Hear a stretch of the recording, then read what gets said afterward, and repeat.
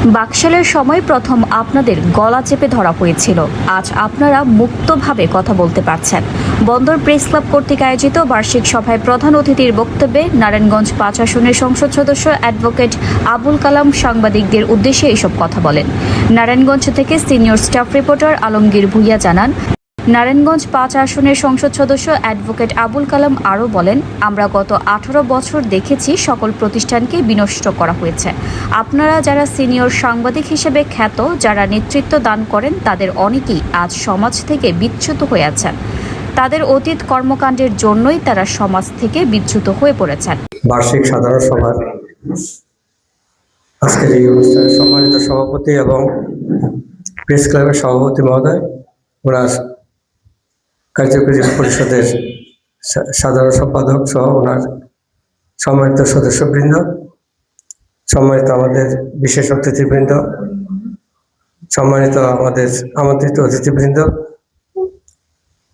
এবং প্রশাসনের আমাদের এখানে উপস্থিত হয়েছেন, সকলের প্রতি আমার সম্মান। আসসালামু আলাইকুম। একটি বিষয় আমি আগেই কৈফিয়ত দিয়ে দিচ্ছি যে আমি কাউকে নাম ধরে অ্যাড্রেস করি নাই। এর কারণটা হলো এই যে অনেক সময় সঠিকভাবে নামটি উচ্চারিত না হওয়ার পরিপ্রেক্ষিতে একটি অস্বস্তিকর পরিবেশ সৃষ্টি হয়ে যায়। তো এই সাবধানতা অবলম্বনের জন্যে আমি নামগুলো এখানে আপনাদের কাউকে সরাসরি অ্যাড্রেস করি নাই। আশা করি আপনারা ক্ষমা সুন্দর দৃষ্টিতে দেখবেন। আসলে আজকের এই অনুষ্ঠানে প্রথমেই আমাকে যাকে স্মরণ করতে হয় সেটি হলো এই যে জুলাই মাস, জুলাই যোদ্ধারা আমাদের যে অবদান রেখে গেছেন, জুলাই আন্দোলনে আমাদের বাংলাদেশ জাতীয়তাবাদী দলের মাননীয় চেয়ারপারসন মরহুমা বেগম খালেদা জিয়া সহ আমাদের বর্তমান চেয়ারপারসন এবং মাননীয় প্রধানমন্ত্রী তারেক রহমান সহ সকল রাজনৈতিক দলের অংশগ্রহণের মাধ্যমে যে আন্দোলনটা গড়ে উঠেছিল, আজকে তাদের প্রতি আমাদের সম্মান জানানোটা একান্তই আমাদের একটি নৈতিক দায়িত্বের একটি অংশ। কারণ তাদের অবদানের ফলেই কিন্তু আজকে আমরা এখানে আমাদের এই পরিচিতি সভা করা সম্ভব। তাদের অতীত কর্মকাণ্ডের জবাবদিহিতার জন্য তাদের খোঁজা হচ্ছে। তারা সঠিক পথে থাকলে আজ এই খোঁজাখুঁজির দরকারই হতো না। সাংবাদিকরা সমাজের দর্পণ হিসেবে পরিচিত। আপনাদের এই সম্মান আপনাদের জন্যই তৈরি করা হয়েছে। বৃহস্পতিবার ৩০ জুলাই বন্দর প্রেস ক্লাবের বার্ষিক সাধারণ সভায় অংশ নিয়ে এমপি এসব কথা বলেন। বন্দর প্রেস ক্লাবের ভারপ্রাপ্ত সভাপতি মামুন মিয়ার সভাপতিত্বে বিশেষ অতিথি হিসেবে উপস্থিত ছিলেন বন্দর উপজেলা নির্বাহী কর্মকর্তা শিবানী সরকার। তো ১৯৯৩ সাল থেকে অত্যন্ত সুনামের সহিত এই প্রতিষ্ঠানটি বন্দর উপজেলায় কার্যক্রম পরিচালনা করছে এবং আমরা বর্তমান সময়ে দেখি যে বিভিন্ন ধরনের মিডিয়া চলে এসছে।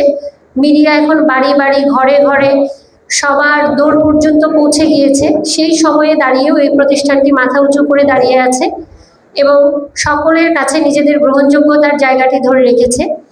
এখনো আমার যদি কোনো সংবাদের নিরপেক্ষতা বা সত্যতা যাচাইয়ের প্রয়োজন হয় কোনো ক্ষেত্রে, আমি কিন্তু সঙ্গে সঙ্গে এই প্রতিষ্ঠানের যারা দায়িত্বপ্রাপ্ত আছেন, বিশেষ করে জাহিদ সাহেব, উনি সবসময় প্রশাসনের সাথে কাজ করেন এবং যারা অন্যান্যরা আছেন তাদের কাছেই আমরা জানতে চাই। নারায়ণগঞ্জ ৫ আসনের এমপি, রাজনৈতিক সচিব ও মহানগর বিএনপির যুগ্ম আহ্বায়ক আবুল কাউসার আশা, নারায়ণগঞ্জ জেলা অতিরিক্ত পুলিশ সুপার দীপঙ্কর ঘোষ উপস্থিত আছেন,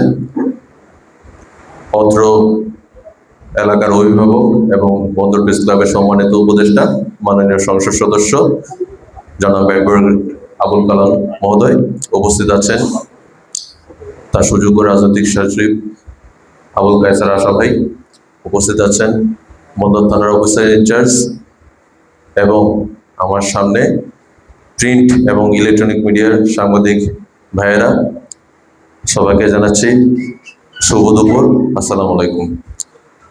প্রথমেই বন্দর প্রেস ক্লাবের সভাপতি সাধারণ সম্পাদককে ধন্যবাদ জানাতে চাই এমন একটি চমৎকার আয়োজনে।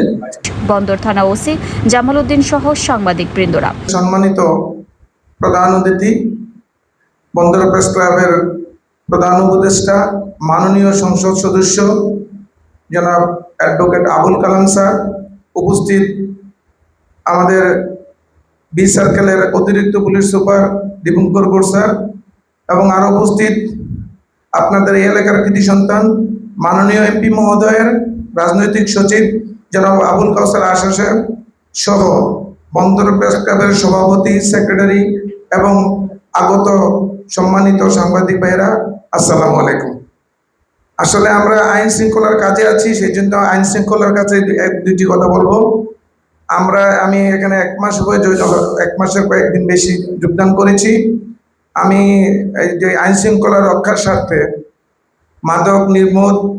মাদক অভিযান, কিশোর গ্যাং, ছিনতাইকারী, চোর ডাকাত এইসব ক্ষেত্রে আপনাদের পূর্ণাঙ্গ সহযোগিতা এবং সাহায্য কামনা করছি।